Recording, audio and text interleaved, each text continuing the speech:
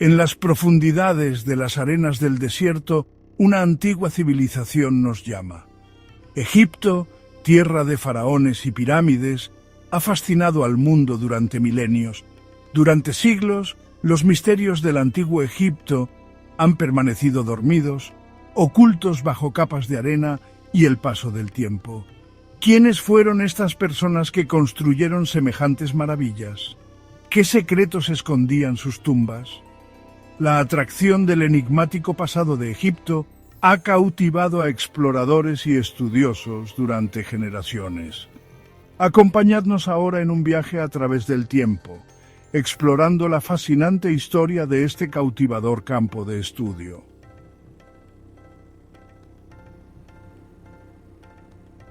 Nuestra exploración empieza en la antigüedad, donde los primeros exploradores y estudiosos intentaban desentrañar los misterios del antiguo Egipto. Profundizaremos en las aportaciones de figuras como Tutmosis IV, un faraón que impulsó las primeras labores de restauración en yacimientos antiguos. Estos pioneros establecieron las bases para el estudio formal de la egiptología, desde el desciframiento de jeroglíficos hasta la excavación de tumbas olvidadas. Cada descubrimiento nos ha acercado un poco más a comprender a la gente y la cultura del antiguo Egipto.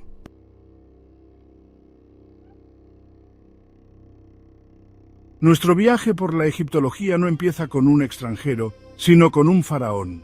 Tutmosis IV, un gobernante del glorioso Imperio Nuevo de Egipto, se sintió atraído por la grandeza de tiempos pasados.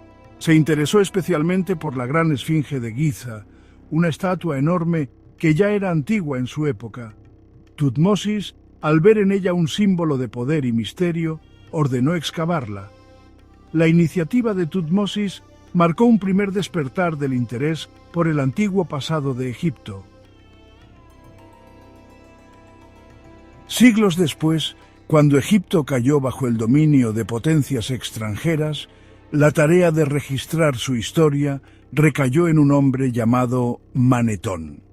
Siendo un sacerdote egipcio que vivió durante el período tolemaico, Manetón poseía un gran conocimiento tanto de la cultura egipcia como de la griega. Su obra más significativa fue la Historia de Egipto, una crónica completa escrita en griego. En la, Manetón organizó a los faraones de Egipto en dinastías o familias gobernantes. A través de estos fragmentos, la influencia de Manetón en nuestra comprensión de la historia egipcia sigue siendo profunda.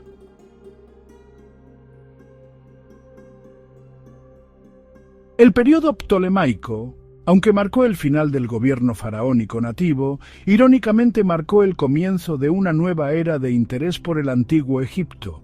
Los ptolomeos, deseosos de legitimar su reinado, adoptaron la cultura y las tradiciones egipcias.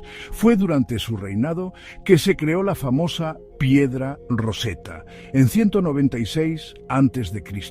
Este hallazgo accidental revolucionaría el estudio del antiguo Egipto, allanando el camino para el desciframiento de los jeroglíficos y el nacimiento de la egiptología moderna.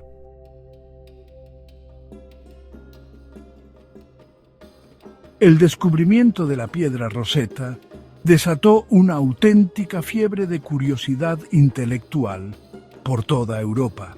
Los académicos competían por descifrar los antiguos jeroglíficos, con la esperanza de desentrañar los secretos ocultos tras esos intrincados símbolos. El gran avance llegó en 1822, cuando un brillante joven erudito francés llamado Jean-François Champollion logró descifrar el código. Champollion se dio cuenta de que los jeroglíficos de la piedra Rosetta representaban sonidos, además de ideas. Con cada jeroglífico descifrado, la antigua lengua egipcia cobraba vida, revelando un rico tapiz de historia, mitología y vida cotidiana.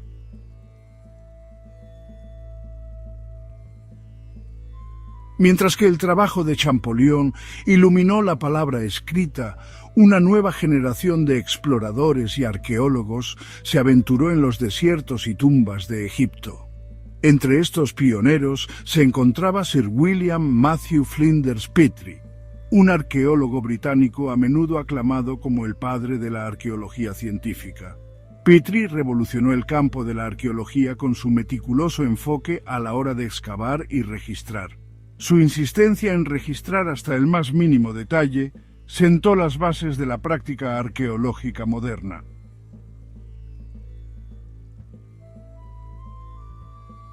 Finales del siglo XIX y principios del siglo XX fueron testigos de una época dorada de descubrimientos egiptológicos. Armados con los desciframientos de Champollion e inspirados por los métodos de Petrie, arqueólogos de todo el mundo acudieron a Egipto. Las expediciones desenterraron una gran cantidad de artefactos, desde estatuas colosales y joyas intrincadas hasta objetos cotidianos. Sin embargo, un descubrimiento capturaría la imaginación del mundo como ningún otro: la tumba de Tutankamón. El descubrimiento de la tumba de Tutankamón, prácticamente intacta y llena de una deslumbrante variedad de tesoros dorados, se convirtió en una sensación mundial.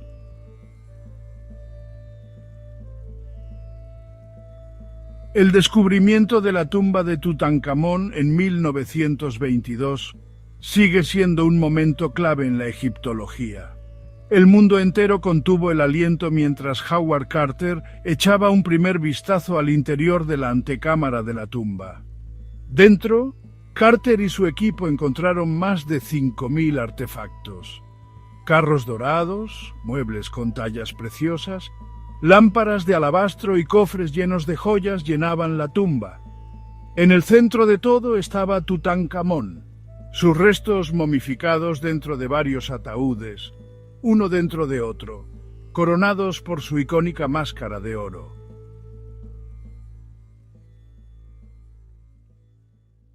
El descubrimiento de la tumba de Tutankamón no se trató solo del oro deslumbrante y los objetos preciosos. Brindó una visión sin precedentes de las prácticas funerarias, las creencias religiosas y el arte del antiguo Egipto. Los avances en el análisis científico, como las pruebas de ADN y las tomografías computarizadas, han permitido a los investigadores aprender más sobre la salud de Tutankamón, sus relaciones familiares y las circunstancias de su muerte. El legado del joven rey se extiende mucho más allá de su breve reinado, sirviendo como un recordatorio eterno del poder perdurable del antiguo Egipto para cautivar e inspirar.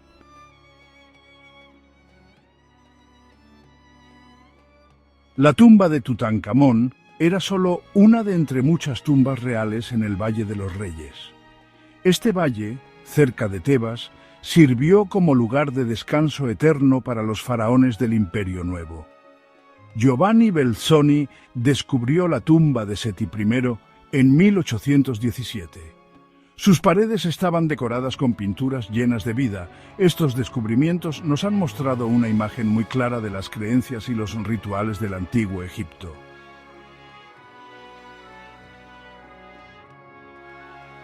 La exploración del Valle de los Reyes sigue adelante hoy en día, con arqueólogos que usan tecnología punta para descubrir los secretos que aún quedan.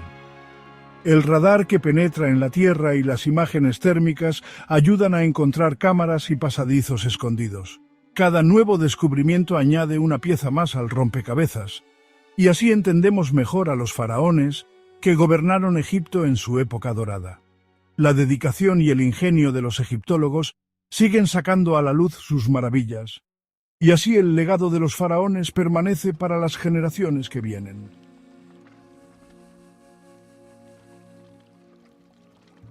A medida que nuestro conocimiento del antiguo Egipto ha ido creciendo, también lo ha hecho la necesidad de proteger su frágil legado.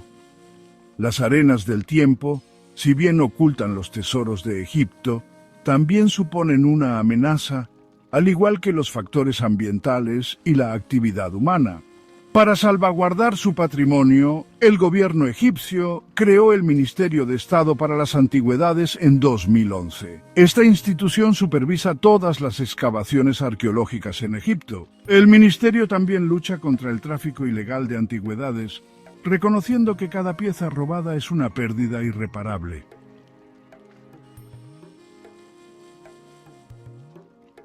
La egiptología moderna es un esfuerzo de colaboración, de verdad. Equipos internacionales, muchas veces trabajando codo con compañeros egipcios, aportan un montón de conocimientos distintos al estudio del Antiguo Egipto. El Ministerio de Estado para las Antigüedades tiene un papel clave a la hora de impulsar estas colaboraciones internacionales. Se dan cuenta de que la búsqueda del conocimiento no tiene límites. Este rollo de colaboración es fundamental para el futuro de la egiptología, según van apareciendo nuevas tecnologías y formas de investigar.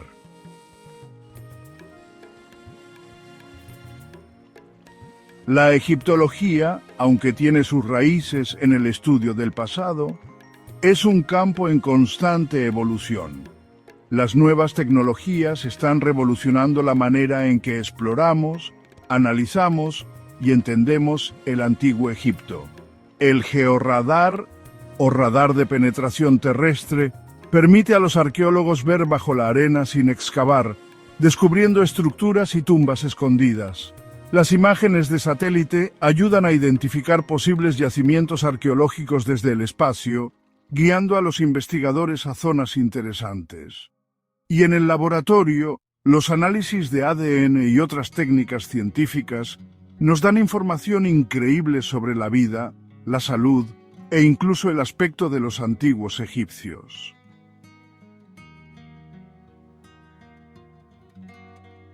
A pesar de siglos de exploración y estudio, Egipto sigue cautivándonos.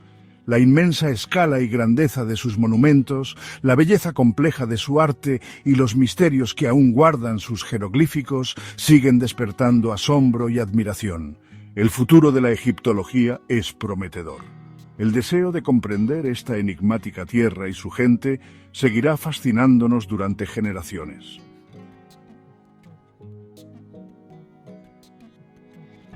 El futuro de la egiptología reside en ampliar nuestra comprensión de la sociedad del Antiguo Egipto. Esto significa explorar las vidas de los egipcios de a pie. ¿Cómo eran sus casas? ¿Qué comían? ¿Cuáles eran sus creencias y valores? Al estudiar los objetos cotidianos, los egiptólogos están reconstruyendo una imagen completa. Este cambio revela una civilización vibrante más allá de las pirámides y los faraones. Estamos aprendiendo sobre agricultores, artesanos, comerciantes y sacerdotes, descubriendo la importancia de la familia, la comunidad y la religión, obteniendo un aprecio más profundo por su ingenio y resiliencia.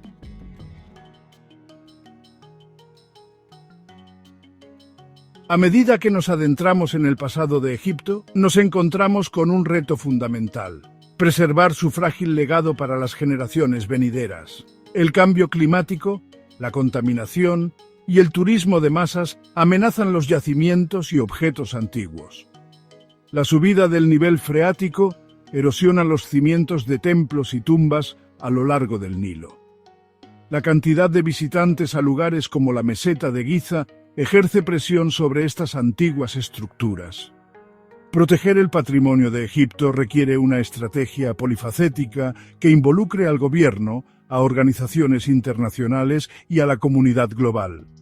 Esto incluye iniciativas de conservación, turismo sostenible y la concienciación pública. Si trabajamos juntos, podemos garantizar que las maravillas del Antiguo Egipto inspiren a las generaciones futuras.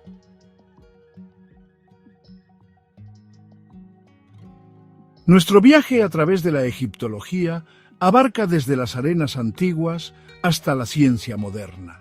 Hemos visto exploradores, eruditos y soñadores cautivados por el Antiguo Egipto. Desde la restauración de la Esfinge hasta las excavaciones de Flinders Petrie, el conocimiento se ha transmitido de generación en generación. La piedra Rosetta descifró las voces del pasado. Nos hemos quedado maravillados dentro de la tumba de Tutankamón. La tecnología moderna está revolucionando nuestra comprensión del Antiguo Egipto. La egiptología es mucho más que el estudio de una civilización desaparecida hace mucho tiempo. Es un testimonio de la curiosidad humana, de nuestras ganas de entender cuál es nuestro sitio en la historia. Los ecos del antiguo Egipto resuenan a través del arte, la arquitectura y el idioma, recordándonos que el pasado nos hace ser quienes somos. El legado de los faraones sigue vivo en nuestra búsqueda por desentrañar sus misterios. Mientras queden preguntas sin respuesta, la egiptología seguirá viva. Las arenas de Egipto todavía esconden muchos secretos y cada generación de exploradores los va descubriendo, escribiendo así su propio capítulo en la historia de la egiptología.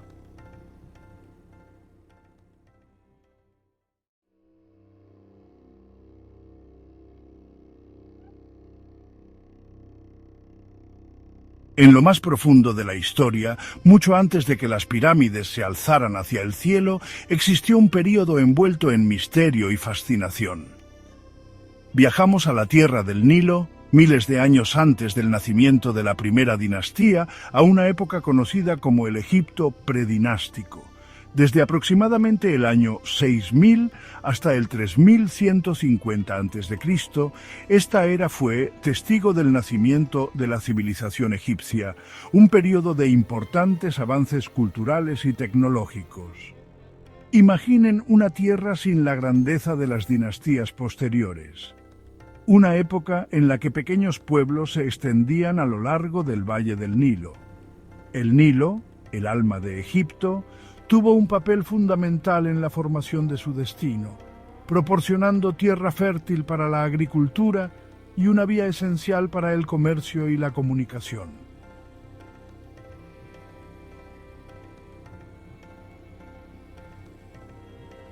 El Egipto predinástico, a menudo olvidado en comparación con sus sucesores más famosos, esconde la clave para entender la esencia misma de la antigua civilización egipcia. Fue durante esta época, una época de formación, que aparecieron por primera vez muchas de las características principales de la cultura egipcia, desde sus estilos artísticos tan particulares hasta sus creencias religiosas tan complejas. Sus innovaciones en agricultura, su maestría en la artesanía y sus primeros pasos en la organización social pusieron los cimientos para que surgiera una de las civilizaciones más duraderas e influyentes que el mundo ha conocido. El legado del Egipto predinástico no se limita solo a objetos antiguos y ruinas abandonadas. Es una prueba del increíble poder de la creatividad humana. Desde los humildes agricultores y artesanos hasta los poderosos jefes que guiaron el destino de su gente, vamos a descubrir las historias que iluminan los comienzos de la civilización egipcia.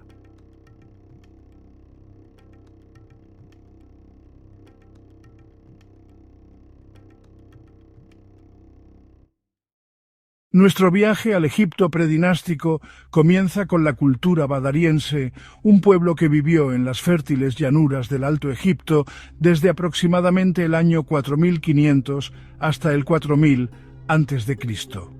Reciben su nombre del yacimiento arqueológico de El Badari, donde se descubrieron sus restos por primera vez. Los badarienses representan una de las culturas identificables más antiguas de esta tierra milenaria. Eran agricultores habilidosos, cultivando trigo y cebada a lo largo de las orillas del Nilo. Sus vidas estaban entrelazadas con el ritmo del gran río. Su cerámica, en particular, destaca como prueba de sus habilidades artísticas y su destreza tecnológica.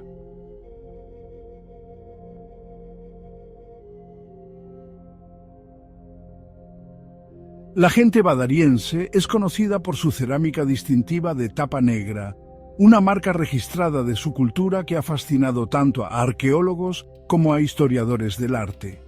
Estas vasijas, hechas con mucho cuidado y a menudo decoradas con dibujos grabados muy elaborados, no eran simplemente objetos útiles, eran expresiones de arte y habilidad. El acabado de tapa negra, conseguido mediante un proceso minucioso de cocción y pulido, creaba un contraste llamativo con la arcilla de color marrón rojizo, demostrando su ingenio técnico. Este comercio, que probablemente incluía bienes como obsidiana, piedras preciosas y tal vez incluso ideas, resalta su conexión con el mundo exterior y su papel en la formación del panorama cultural del Egipto predinástico.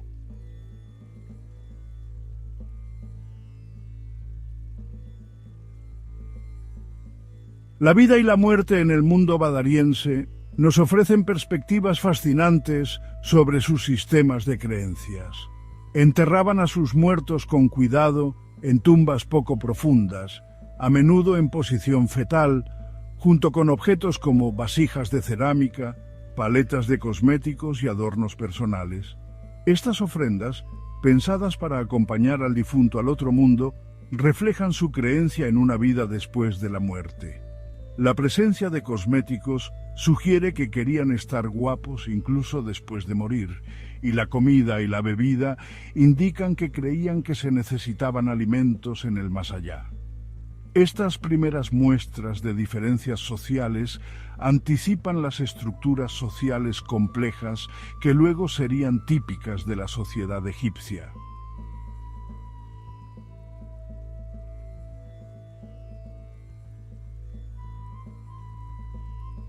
A medida que nos adentramos en el Egipto predinástico, nos encontramos con la cultura nakada, que recibe su nombre de la ciudad moderna de Nakada, donde se descubrieron sus restos por primera vez, floreciendo desde aproximadamente 4000 hasta 3000 a.C., el período Nakada fue testigo de una expansión significativa en población, territorio y sofisticación cultural. El pueblo Nakada, construyendo sobre los cimientos establecidos por sus predecesores, dio comienzo a una era de unidad y prosperidad sin precedentes. Esta mayor interacción fomentó el intercambio cultural y llevó al desarrollo de una sociedad más homogénea, preparando el camino para el surgimiento de un Estado egipcio unificado.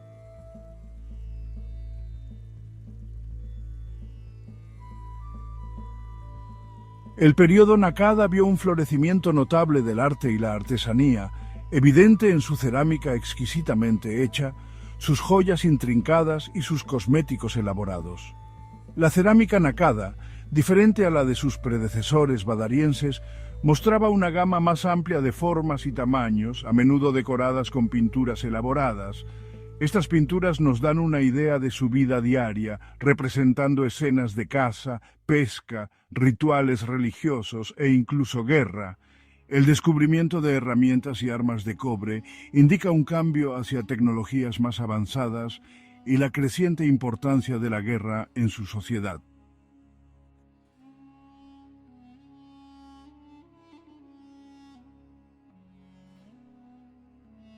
Las semillas de la complejidad, jerarquía social y el auge de las élites. A medida que la cultura nakada prosperaba, también lo hacía la complejidad de su estructura social. La evidencia sugiere una creciente diferencia en riqueza y estatus, con una clase élite emergiendo para dominar la jerarquía social. Esto se ve reflejado en los entierros cada vez más elaborados de este periodo, con algunas personas enterradas en grandes tumbas de adobe, acompañadas de una gran cantidad de objetos funerarios.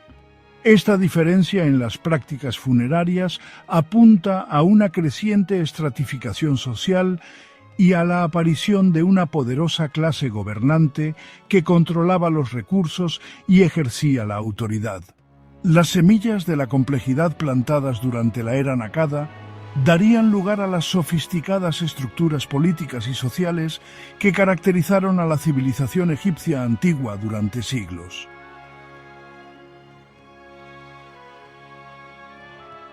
Monumentos en construcción, tumbas antiguas y su significado. Las arenas del tiempo nos susurran historias de antiguos rituales y creencias, y en ningún sitio es esto más evidente que en las tumbas del Egipto predinástico. A diferencia de las tumbas poco profundas del período badariense anterior, las tumbas de Nakada empezaron a mostrar un mayor grado de complejidad arquitectónica. Construidas con ladrillos de adobe, Estas tumbas a menudo contaban con varias cámaras, ofreciendo un amplio espacio para el difunto y sus ofrendas funerarias. Incluir objetos personales, cerámica y ofrendas de comida dentro de estas tumbas nos dice mucho sobre sus creencias en el más allá. Estas primeras tumbas, por lo tanto, sirven como expresiones tangibles de su cosmología, que estaba en desarrollo, y de su respeto por los muertos.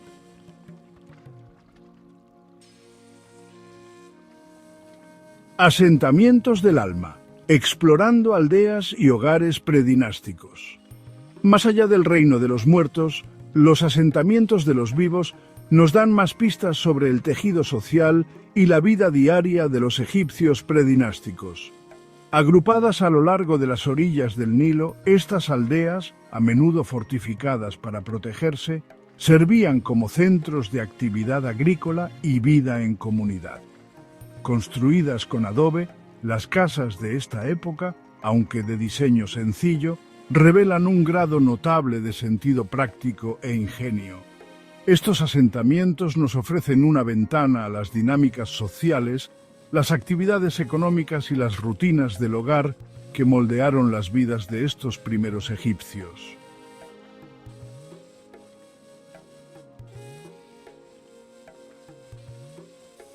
El Nilo, la sangre vital de Egipto, fluía por el corazón de la tierra, moldeando no solo su geografía, sino también su destino.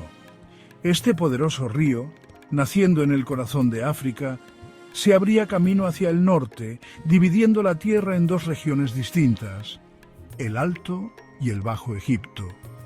El Alto Egipto, abarcando el estrecho valle del Nilo que se extiende desde la actual Asuán hasta el Cairo, era una tierra de acantilados escarpados, fértiles llanuras de inundación y una gran cercanía al desierto. El Bajo Egipto, en cambio, abarcaba el extenso delta del Nilo, donde el río se desplegaba en una red de canales antes de desembocar en el mar Mediterráneo. A pesar de sus diferencias geográficas y culturales, el Alto y el Bajo Egipto estaban unidos de forma inseparable por el Nilo. Esta interconexión impulsó el intercambio cultural y preparó el terreno para la eventual unificación de las dos tierras bajo un solo faraón.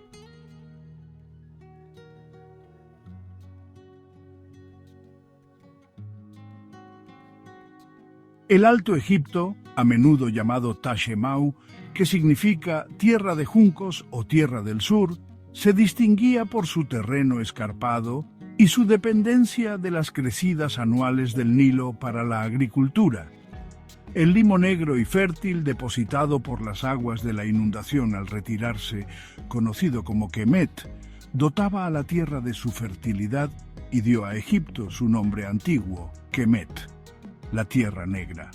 La gente del Alto Egipto desarrolló una profunda veneración por el Nilo, reconociendo sus propiedades vivificantes y su papel fundamental en su cosmovisión.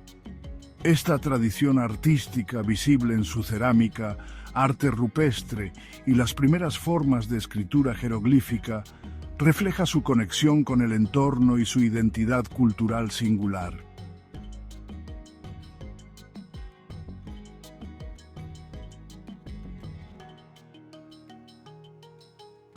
El Bajo Egipto, conocido como Tamejú, que significa Tierra del Norte, contrastaba enormemente con su contraparte meridional.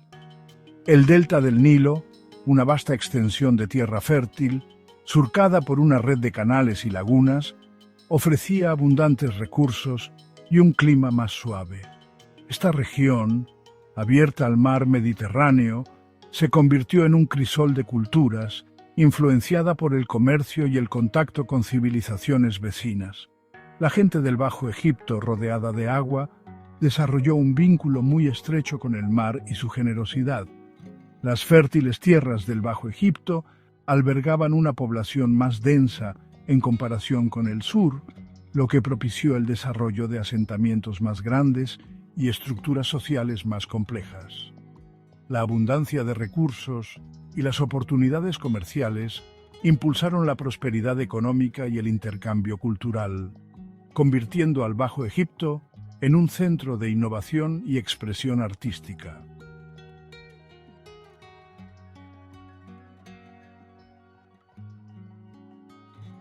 Entre los muchos artefactos desenterrados de las arenas del tiempo, pocos tienen el peso histórico de la paleta de Narmer.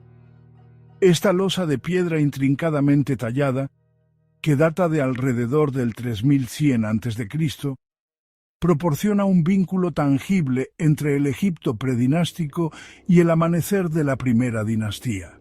En su superficie, la paleta representa a un rey que se cree que es Narmer, llevando la corona blanca del Alto Egipto y, en otra escena, la corona roja del Bajo Egipto.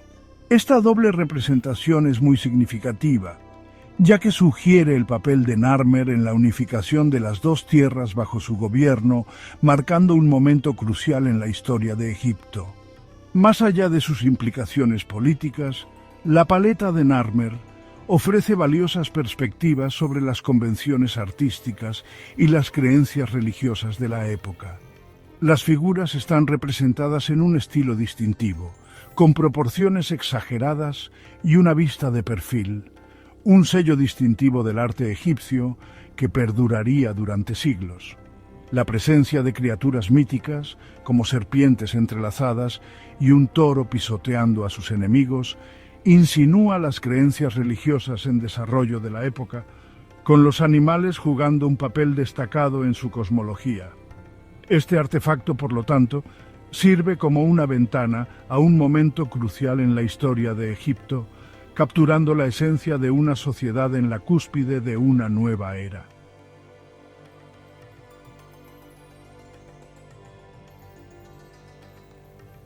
El ingenio y la resiliencia del Egipto predinástico cimentaron las bases de una de las civilizaciones más duraderas de la historia. Desde la cultura badariense hasta las sociedades de Nakada, sus innovaciones en agricultura, cerámica y metalurgia prepararon el terreno para los faraones. Su legado es un testimonio de la creatividad humana, moldeando el curso de la historia.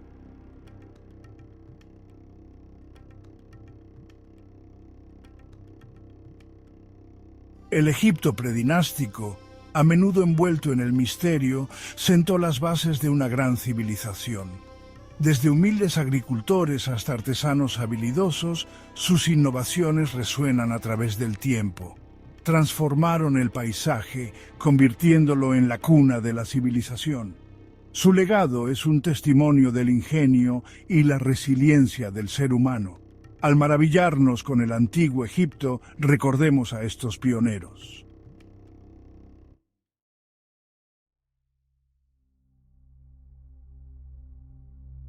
Imagina un lugar donde las doradas arenas del desierto abrazan las vivificantes aguas del Nilo. Un lugar donde los ecos de antiguos rituales aún resuenan entre imponentes muros de piedra. 60 kilómetros al norte de Luxor, elevándose majestuosamente desde las arenas, se encuentra el complejo del Templo de Dendera. Este extenso sitio no es solo una colección de piedras, es un portal a un mundo de dioses, faraones y los perdurables misterios del antiguo Egipto. Este santuario, dedicado principalmente a la diosa Hathor, la personificación del amor, la belleza, la música y la maternidad, es uno de los sitios de templos mejor conservados de Egipto, un testimonio de siglos de devoción inquebrantable y maestría arquitectónica sin igual. Su estado notablemente intacto ofrece una visión única de las prácticas religiosas y los logros artísticos de la época. La colosal fachada del templo principal, adornada con intrincados grabados e imponentes columnas, domina el paisaje, una poderosa declaración de presencia divina. Su magnitud y su belleza impresionante son inmediatamente llamativas, dejando a los visitantes asombrados por el ingenio y el arte de sus constructores. La ubicación estratégica de Dendera en la orilla occidental del Nilo, una región profundamente asociada con el más allá y el renacimiento en las creencias del antiguo Egipto, fue cuidadosamente elegida con una profunda intención simbólica.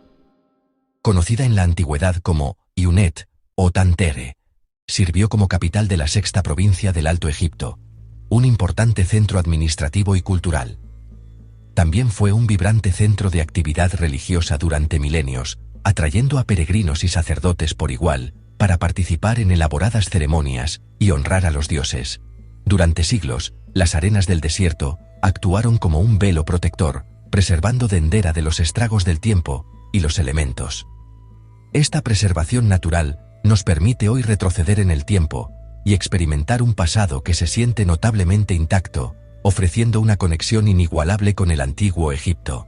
A diferencia de los complejos parcialmente en ruinas de Karnak o Luxor, donde mucho se ha perdido con el paso de los siglos, la excepcional integridad de Dendera nos permite imaginar vívidamente el mundo de los faraones y sus sucesores romanos, ofreciendo una comprensión más inmersiva y completa de sus creencias y prácticas. Incluso ahora, los colores desvaídos aún se aferran a las paredes y techos, susurrando historias de vibrantes procesiones y rituales sagrados. Estos restos de pigmento ofrecen un tentador indicio del esplendor original del templo, una deslumbrante muestra de expresión artística. El complejo que vemos hoy en día data en gran parte de los períodos tolemaico y romano, lo que refleja la influencia de estos gobernantes posteriores en la cultura y la arquitectura egipcias. Sin embargo, sus raíces sagradas se adentran mucho más, remontándose a los primeros días dinásticos de Egipto, lo que sugiere un sitio de importancia religiosa durante milenios. Cada gobernante que contribuyó a su construcción y embellecimiento añadió un capítulo a una historia de miles de años, dejando su huella en sus muros y pilares. Dendera se erige como una crónica viva de la evolución espiritual y política de Egipto, un testimonio del poder perdurable de su civilización. Es un lugar donde las antiguas tradiciones egipcias se encontraron con nuevas influencias del mundo grecorromano, creando una fusión única de expresión artística y religiosa. Se erige como un testimonio único y atemporal, un faro de ingenio humano y aspiración espiritual. Dendera es un poderoso recordatorio del poder perdurable de la fe, la capacidad ilimitada para la creatividad y el legado perdurable del antiguo Egipto. La construcción de Dendera no es solo un proyecto de construcción, es una extensa saga, un testimonio del poder duradero de la fe y la ambición de los gobernantes a lo largo de milenios. Su historia fue escrita por muchas manos, un esfuerzo colaborativo que se desarrolló a lo largo de generaciones, cada una dejando su huella indeleble en sus piedras. Las inscripciones mismas ofrecen destellos del pasado, mencionando a gobernantes del reino antiguo como Pepi el I, revelando una historia que se remonta a los orígenes mismos de la civilización egipcia. Estos gobernantes ya estaban restaurando un santuario que era antiguo incluso en su tiempo, destacando la naturaleza cíclica de la preservación y la renovación en la cultura egipcia. Más tarde, faraones del Reino Medio, con sus propias visiones de grandeza, y los de los reinos nuevos, incluidos el poderoso Tutmosis III y el célebre Ramsés II, dejaron cada uno su huella, añadiendo al rico tapiz de historia y devoción del templo. Lamentablemente, muchas de sus estructuras están en su mayoría perdidas, ya sea por los estragos del tiempo o incorporadas en proyectos de construcción posteriores. Sus contribuciones ahora son susurros en las piedras. Este patrocinio continuo, que abarca dinastías y siglos, muestra claramente la importancia duradera de Dendera como un sitio sagrado y un símbolo de la identidad egipcia. Revela que cada dinastía, independientemente de sus orígenes o ambiciones, buscó honrar a Hathor, la diosa del amor, la música y la maternidad, y conectar con las profundas tradiciones de Egipto. Sin embargo, la fase de construcción más significativa, la que realmente dio forma al templo tal como lo vemos hoy, comenzó bajo el gobierno de los Ptolomeos, la dinastía griega que siguió a Alejandro Magno. Estos gobernantes ptolemaicos, aunque de origen y cultura griega, adoptaron astutamente la religión y las tradiciones egipcias como un medio para legitimar su gobierno a los ojos del pueblo egipcio. Fueron ellos quienes iniciaron la construcción del gran templo de Hathor, una empresa monumental que definiría Dendera durante siglos. Este ambicioso proyecto continuó durante casi 2 siglos, un testimonio del compromiso de los Ptolomeos de integrarse en el tejido de la sociedad egipcia. Más tarde, cuando Roma conquistó Egipto, añadiéndolo a su vasto imperio. Emperadores romanos como Augusto y Nerón, siguiendo el ejemplo ptolemaico, añadieron sus propias imágenes y cartuchos a las paredes del templo, e incluso completaron la magnífica sala hipóstila, mezclando sin problemas su legado con el del antiguo Egipto. La transición sin interrupciones de Dendera, del patrocinio ptolemaico al romano, es un ejemplo notable de continuidad cultural, y resalta la extraordinaria resiliencia de la cultura egipcia frente al dominio y la influencia extranjeros. El templo, como un organismo vivo, absorbió nuevos gobernantes y sus influencias, pero permaneció firmemente arraigado en su antigua cosmovisión, sus creencias y tradiciones fundamentales. Al final, se erige como un poderoso monumento a la capacidad única de Egipto para adaptarse, perdurar e inspirar asombro a lo largo de los siglos, un faro de fuerza cultural que brilla a través de las arenas del tiempo. En el corazón de Dendera, alzándose majestuosamente de las arenas del tiempo, se encuentra el templo de Hathor. Su imponente fachada insinúa las maravillas que guarda en su interior, un testimonio del ingenio y el arte de los antiguos egipcios. Sorprendentemente, es más una maravilla conservada que una ruina, ofreciendo una visión inigualable de las prácticas y creencias religiosas de una civilización ya lejana. El estado de conservación del templo nos permite apreciar realmente la grandeza y la sofisticación de su diseño. Llamado el Castillo del Sistro, un instrumento musical sagrado, se creía que era el hogar terrenal de Hathor, un puente tangible entre el reino mortal y los cielos.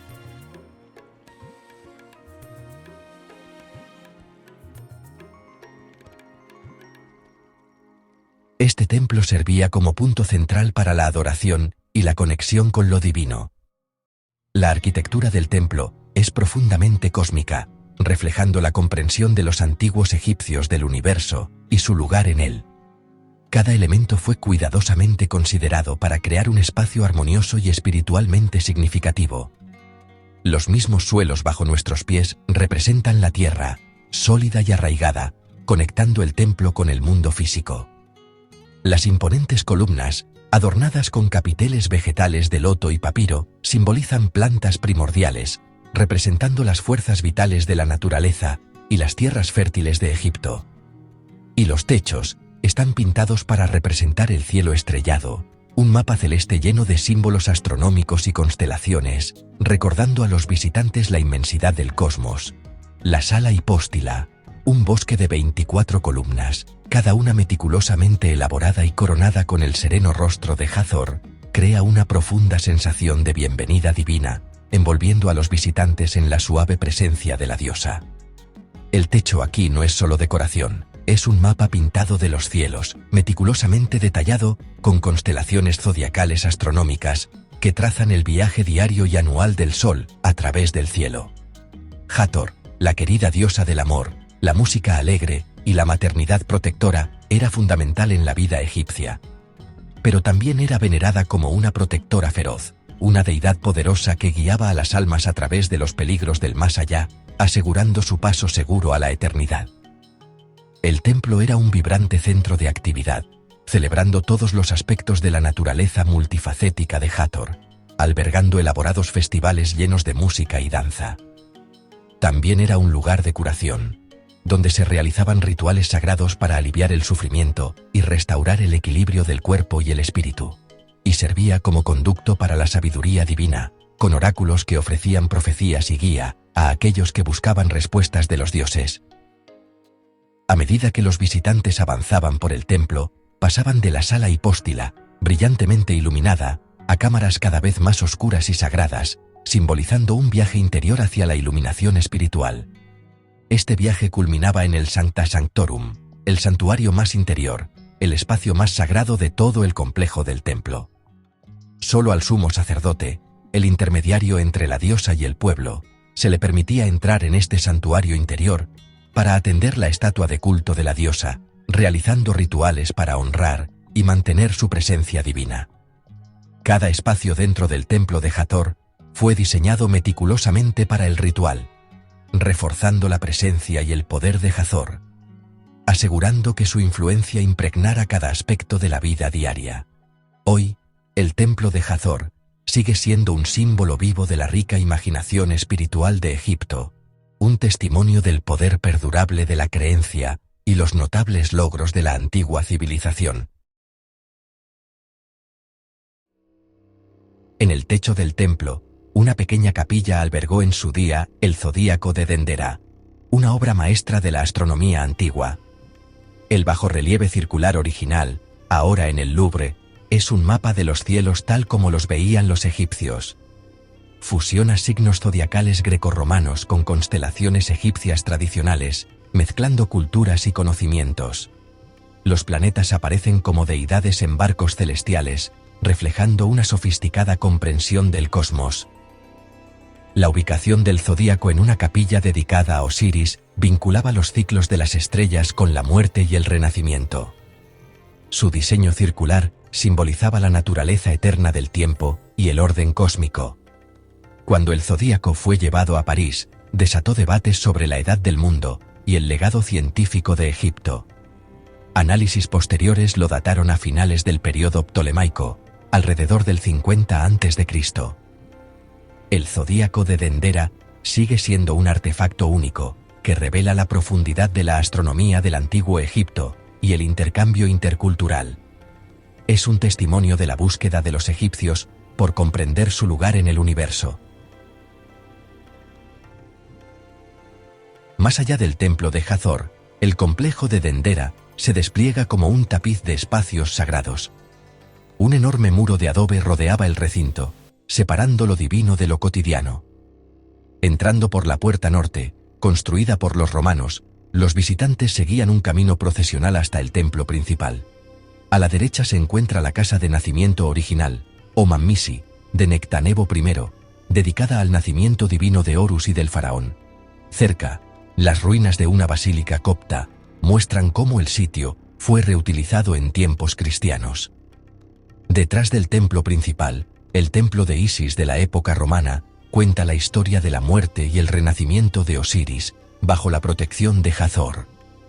El complejo también incluye un lago sagrado para la purificación sacerdotal y un sanatorio donde los peregrinos buscaban sueños curativos de Hathor.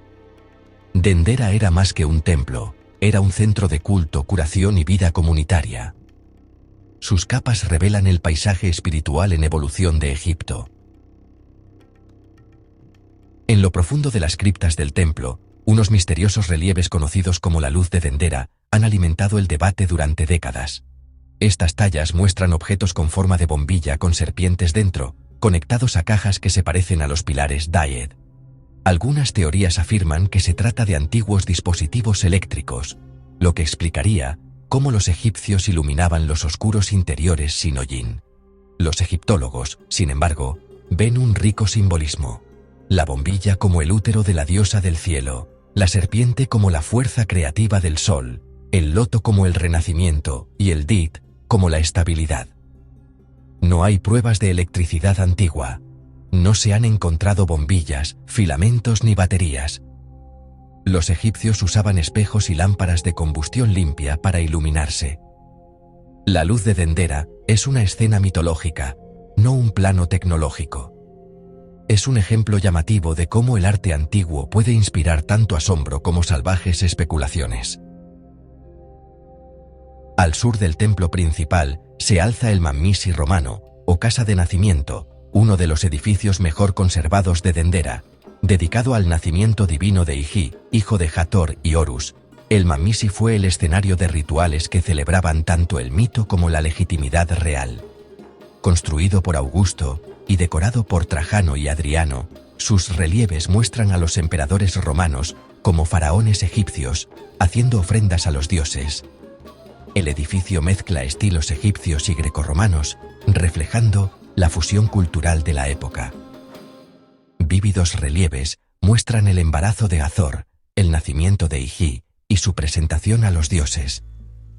Estas escenas reforzaban el derecho divino del emperador a gobernar Egipto. Durante los festivales, la estatua de Hathor era llevada en procesión al Mamisi, simbolizando la reunión de la familia divina. El Mamisi fue central en la vida religiosa de Dendera y sigue siendo una ventana al mundo espiritual del Egipto romano. Se erige como un símbolo de adaptación y tradición perdurable. Las paredes y criptas de Dendera son un tesoro de historia e intriga. En la pared trasera, el único relieve conocido de Cleopatra VII y su hijo Cesarión los muestra ofreciendo ofrendas, una conmovedora apuesta por la legitimidad. Las 14 criptas del templo, escondidas debajo, guardaban objetos sagrados y están cubiertas de relieves detallados, protegidos de siglos de daños. Explorar estas cámaras revela el funcionamiento secreto del antiguo sacerdocio. El techo del templo también era un espacio ritual, con capillas y kioscos para ceremonias como el amanecer de Año Nuevo, cuando la estatua de Hathor saludaba al sol naciente. La restauración moderna ha descubierto los vibrantes colores originales del techo astronómico de la sala hipóstila, transformando nuestra visión del esplendor del templo. Cada descubrimiento añade nuevas capas a la historia de Dendera. El templo sigue revelando secretos, conectándonos con los rituales y las vidas de sus antiguos constructores. Dendera no es solo una reliquia, es un archivo viviente del pasado de Egipto. Sus paredes todavía hablan, invitándonos a escuchar y aprender. Dendera es más que un sitio arqueológico. Es un testimonio del poder duradero de la fe y la cultura. Durante miles de años, unió lo humano y lo divino, presenciando dinastías, imperios y creencias cambiantes. Su conservación ofrece la visión más completa de un templo grecorromano en Egipto. Los relieves y la arquitectura de Dendera son un libro de texto de piedra que nos enseña sobre los dioses, la astronomía, la política y la vida diaria. Hoy, inspira a turistas, académicos y buscadores por igual, y genera nuevas preguntas e interpretaciones. Los debates sobre la luz de Dendera y el zodiaco muestran el papel continuo del sitio en nuestra búsqueda de conocimiento. De pie en la sala hipóstila, bajo la mirada de Hathor y un techo de estrellas, se siente una conexión eterna. Dendera nos recuerda que la búsqueda de significado y belleza es eterna. No es solo un monumento al pasado, sino un espejo que refleja nuestra propia curiosidad duradera. El eco del legado de Dendera todavía resuena, invitándonos a maravillarnos y explorar.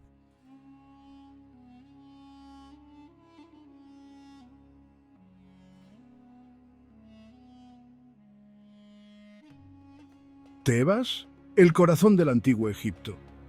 Ubicada a orillas del Nilo, Tebas era más que una ciudad.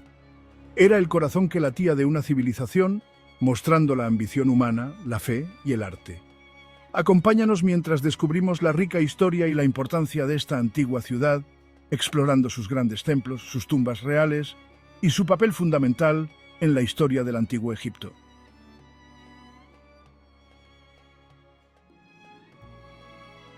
Tebas, aún en ruinas, nos habla de un tiempo cuando fue el centro religioso del antiguo Egipto, especialmente durante el poderoso Reino Nuevo.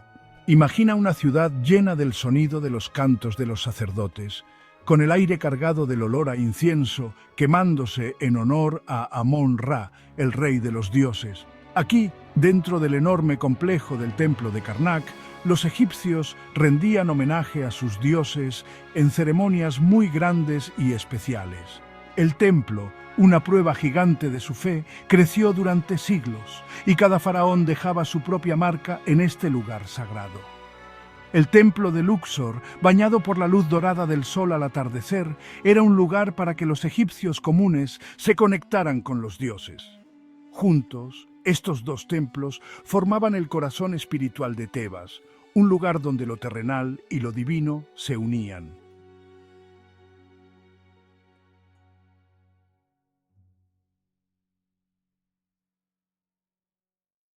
Los antiguos egipcios creían en una vida después de la muerte, una creencia que se ve en lo grandes que eran sus tumbas. Justo al otro lado del Nilo, en la orilla oeste, está la necrópolis de Tebas, una ciudad de los muertos tan maravillosa como la ciudad de los vivos. Aquí, en el Valle de los Reyes y el Valle de las Reinas, los faraones y sus esposas eran enterrados, rodeados de tesoros que creían que los acompañarían a la otra vida.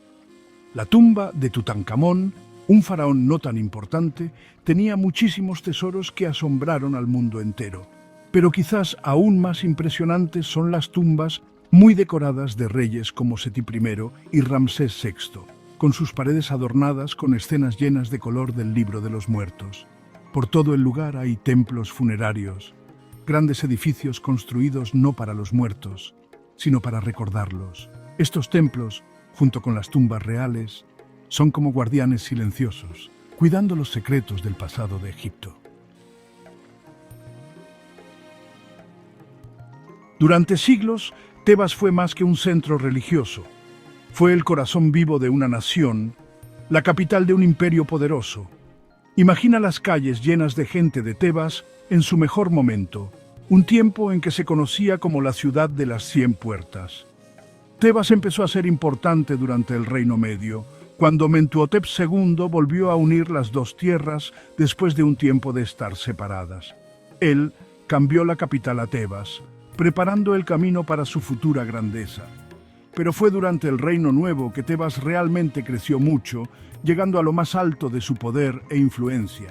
Bajo el gobierno de faraones poderosos como Tutmosis III y Amenhotep III, Tebas se convirtió en una gran ciudad, un centro de comercio con otros países y un lugar de arte y cultura. La riqueza de la ciudad se veía en sus grandes templos, sus palacios lujosos y la vida llena de lujos de la gente importante. Pero, incluso después de perder su poder político, Tebas siguió siendo una ciudad de mucha importancia religiosa y cultural, una prueba de su gran pasado.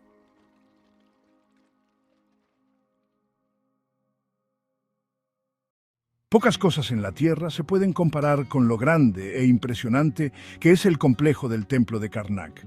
Imagina estar parado frente a este edificio gigante, con sus altas torres llegando hasta el cielo, un símbolo de la fe humana y de lo geniales que eran construyendo. Karnak no era solo un templo, era como una ciudad dentro de otra ciudad. Un grupo de templos, capillas y monumentos dedicados a la tríada de Tebas, Amón-Ra, Mut y Yonsu. La sala hipóstila, con su bosque de columnas enormes, es quizás la imagen más conocida de Karnak. La construcción de Karnak duró más de 2000 años, y cada faraón que venía sentía que debía dejar su marca en este lugar sagrado. Desde las enormes torres y obeliscos hasta los dibujos y escrituras detalladas que adornan sus paredes, Karnak es una prueba de la ambición, la inteligencia y la profunda fe religiosa de los antiguos egipcios.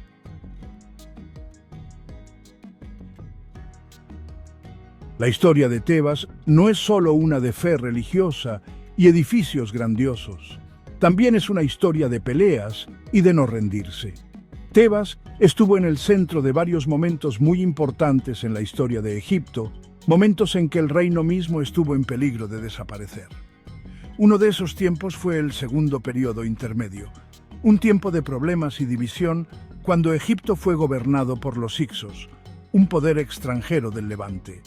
Los Hicsos, con sus mejores armas y formas de pelear, conquistaron gran parte del Bajo Egipto, empujando a los gobernantes egipcios originales hacia el sur. Tebas, sin embargo, no se rindió. Los gobernantes de Tebas, que se veían como los verdaderos herederos de los faraones, lucharon una guerra larga y con mucha sangre contra los Hicsos, una pelea que decidiría el futuro de Egipto. Finalmente, bajo el liderazgo de Ahmosis I, el fundador de la dinastía 18, los egipcios ganaron. Ahmosis I, un príncipe de Tebas, expulsó a los Hicsos de Egipto, uniendo de nuevo las dos tierras y comenzando una nueva época de poder y riqueza para Egipto. Tebas, en su mejor momento, fue más que una capital política y religiosa. Era el corazón cultural del antiguo Egipto, una ciudad llena de creatividad y nuevas ideas en el arte. Imagina los talleres de Tebas, llenos de artesanos expertos, escultores, pintores, tejedores, sus manos dando vida a la piedra, la madera y la tela, convirtiéndolas en obras de una belleza increíble.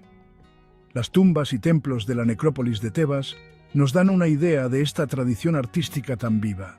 Las paredes de estos edificios están adornadas con murales y tallados muy detallados, cada uno una obra maestra que dice mucho sobre la habilidad artística y las creencias religiosas de los antiguos egipcios. Los artistas y artesanos de Tebas eran famosos en todo el mundo antiguo por su habilidad. Tebas se convirtió en un centro para hacer cosas de lujo, desde joyas muy finas y muebles bien hechos hasta telas de colores y cerámica pintada muy bonita.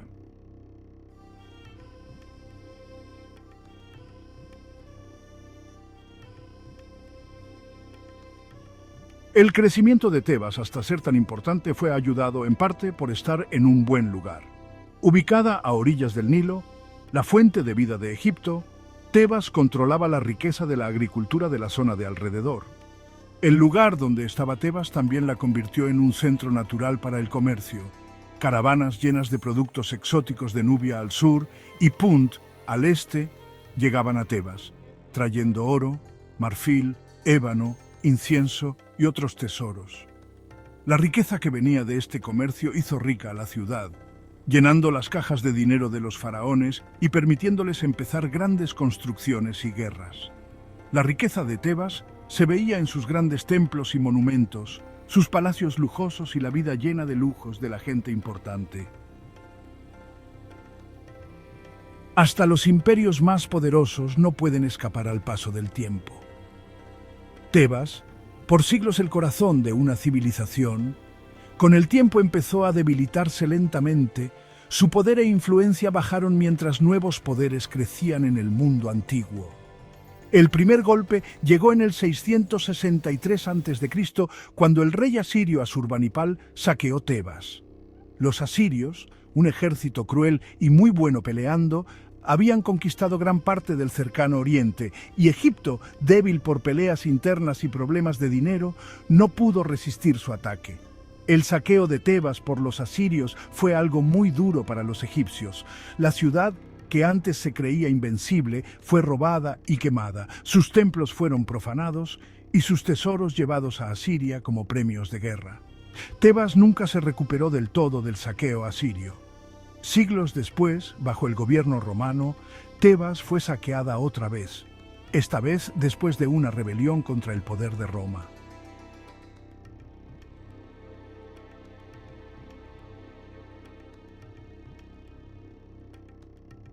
Tebas puede estar en ruinas, sus grandes templos y palacios hechos escombros, pero su historia sigue sonando a través de los miles de años. Los restos de esta ciudad que fue tan grande, repartidos por la ciudad moderna de Luxor, son ahora patrimonio de la humanidad por la UNESCO, una prueba de su importancia histórica, arquitectónica y cultural que dura hasta hoy. Los complejos de templos de Karnak y Luxor, el Valle de los Reyes, el Valle de las Reinas y las muchas otras tumbas, templos y monumentos repartidos por la necrópolis de Tebas, nos dan una mirada única al mundo del antiguo Egipto. Hoy, Tebas es uno de los lugares turísticos más populares de Egipto y atrae a visitantes de todas partes del mundo.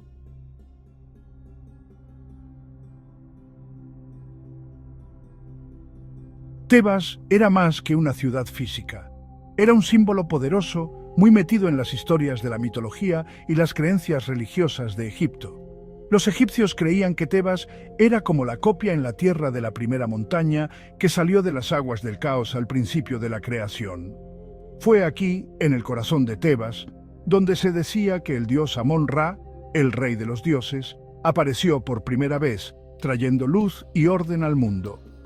La conexión de Tebas con Amón-Ra la puso en un lugar de muchísima importancia religiosa. El festival de Opet, una de las fiestas más importantes del calendario religioso egipcio, se celebraba cada año en Tebas. Tebas, para los antiguos egipcios, era una ciudad sagrada, un lugar donde no estaba claro dónde terminaba lo terrenal y empezaba lo divino.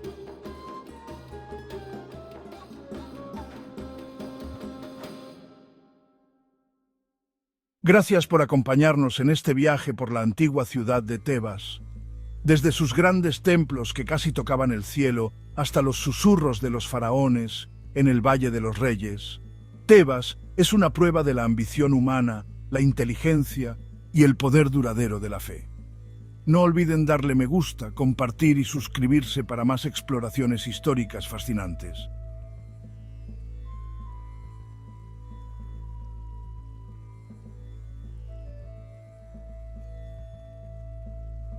Cleopatra VII nació en el 69 a.C., hija de Ptolomeo XII Auletes, el faraón de Egipto.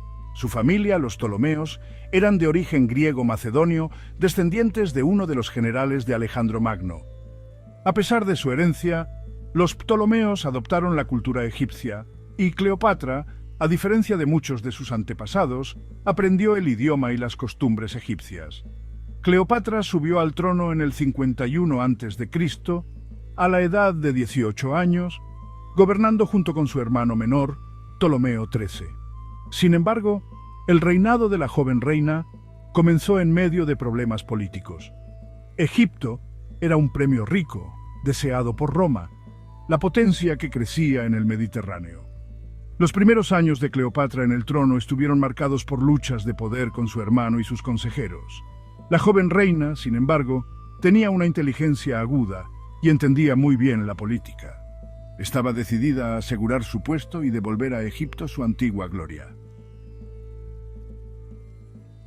El gobierno conjunto de Cleopatra y Ptolomeo XIII estuvo lleno de tensión.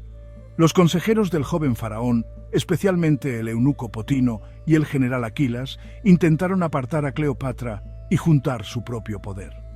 En el 48 a.C., consiguieron echar a Cleopatra de Alejandría, la capital de Egipto. Exiliada y enfrentando la pérdida de su trono, Cleopatra se negó a aceptar la derrota.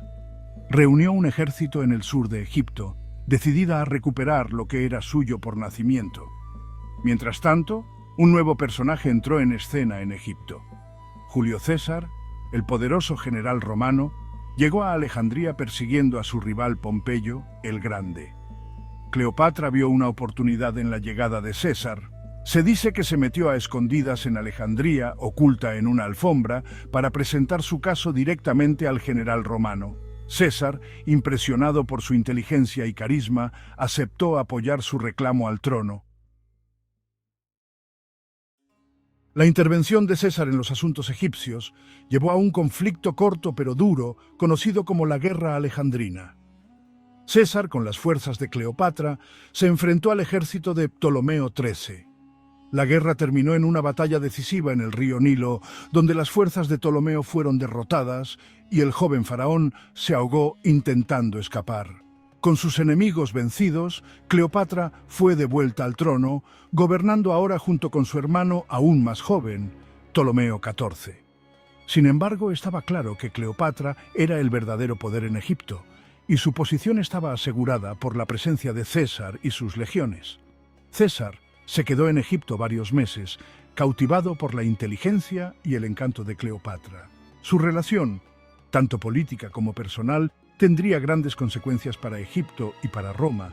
En el 47 a.C., Cleopatra dio a luz un hijo, Ptolomeo César, conocido en la historia como Cesarión, y muchos creían que era hijo de César. La relación de Cleopatra con César tenía muchas caras. Era una alianza estratégica que aseguraba su puesto en el trono y le daba el apoyo del hombre más poderoso del mundo romano. César, a su vez, se benefició de la riqueza y los recursos de Egipto, que eran muy importantes para sus campañas militares. Pero más allá de la política, su relación también era de atracción mutua y de ser buenos compañeros intelectuales. Cleopatra, que hablaba varios idiomas y sabía mucho de filosofía y artes, era una conversadora que encantaba. A César, por su parte, le atraía su inteligencia, ambición y su porte de reina. Su romance causó un escándalo en Roma, donde los enemigos de César lo usaron como prueba de su creciente ambición y de que no respetaba la tradición romana. Cleopatra, sin embargo, no se preocupó por los chismes romanos. Acompañó a César a Roma en el 46 a.C., donde la recibieron con una mezcla de curiosidad y desaprobación. Después del asesinato de César en el 44 a.C., Cleopatra regresó a Egipto. La República Romana se hundió en una guerra civil y Cleopatra observaba con cuidado lo que pasaba. Sabía que el destino de Egipto estaba muy unido al resultado de la lucha por el poder en Roma.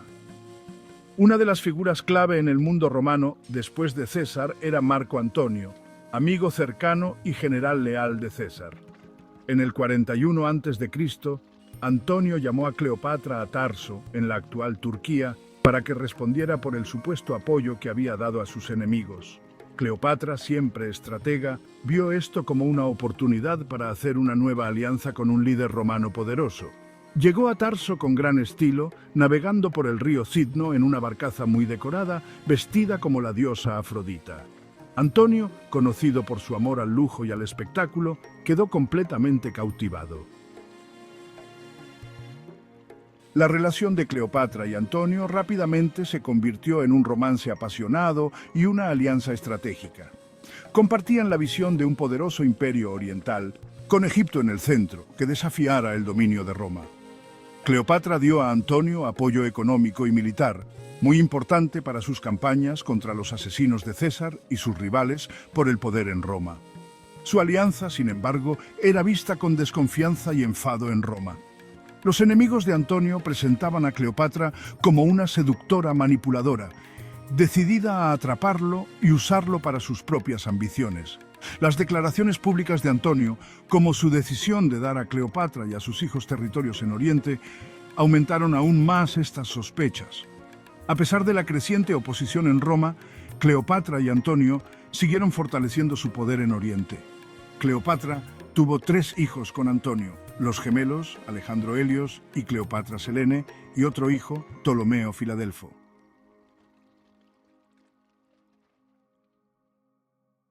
Mientras Cleopatra y Antonio construían su base de poder en Oriente, una nueva amenaza surgía en Roma. Octavio, sobrino nieto y heredero adoptivo de César, estaba poco a poco juntando su propio poder. Octavio, un político astuto y un estratega duro, usó con habilidad las preocupaciones romanas sobre la relación de Antonio con Cleopatra y su aparente orientalización. Se presentó como el defensor de la tradición y las virtudes romanas, mostrando a Antonio como un traidor hechizado por una reina extranjera. El conflicto entre Antonio y Octavio se convirtió en guerra abierta en el 32 a.C. Octavio declaró la guerra a Cleopatra, presentando hábilmente el conflicto como una guerra contra un enemigo extranjero, en lugar de una guerra civil contra otro romano. El enfrentamiento decisivo entre las fuerzas de Cleopatra y Antonio y las de Octavio tuvo lugar en el 31 a.C. en la batalla de Accio, frente a la costa oeste de Grecia. La batalla fue un combate naval y, a pesar de tener una flota más grande, Cleopatra y Antonio fueron derrotados claramente. Las razones de su derrota fueron complicadas. Las fuerzas de Antonio sufrieron muchas deserciones y sus planes de batalla se vieron afectados por dudas y retrasos. La flota de Cleopatra, aunque poderosa, fue finalmente superada en maniobras por el almirante de Octavio, Agripa. La derrota en Accio fue un desastre para Cleopatra y Antonio. Lograron escapar a Egipto, pero sus fuerzas quedaron destrozadas y sus sueños de un imperio oriental quedaron en ruinas. Octavio, victorioso, se preparó para dar el golpe final. En el 30 a.C., las fuerzas de Octavio invadieron Egipto, encontrando poca resistencia. Antonio, enfrentando la derrota y la desesperación, se suicidó. Cleopatra, que no quería ser paseada por las calles de Roma como prisionera en el triunfo de Octavio, también eligió quitarse la vida. Las circunstancias exactas de la muerte de Cleopatra están envueltas en misterio y leyenda. La historia más famosa dice que murió por la mordedura de una serpiente venenosa, dejando que un áspid la mordiera. Otras historias sugieren que pudo haber usado una horquilla envenenada u otros métodos. Sea cual fuera el método, la muerte de Cleopatra, el 12 de agosto del 30 a.C., marcó el fin de la dinastía ptolemaica y la entrada de Egipto en el Imperio Romano. Octavio, ahora el dueño indiscutible del mundo romano, había logrado su objetivo, pero a un alto precio. Cleopatra, al morir, le había negado la victoria final de capturarla viva. Su leyenda, sin embargo, viviría, asegurando su lugar en la historia como una de las figuras más fascinantes y polémicas del mundo antiguo. La historia de Cleopatra ha fascinado la imaginación de la gente durante siglos. Ha sido el tema de muchísimas obras de arte, libros y películas, y su imagen ha cambiado y se ha vuelto a interpretar según las diferentes culturas y épocas históricas. ¿Fue una seductora sin piedad que usó sus encantos para manipular a hombres poderosos o una gobernante astuta y capaz que luchó por salvar su reino en tiempos difíciles? La verdad, como suele pasar con las figuras históricas, probablemente está en algún punto intermedio. El legado de Cleopatra es complicado y tiene muchas caras. Fue la última faraona de Egipto, una reina que supo moverse por las peligrosas aguas de la política romana con inteligencia y decisión.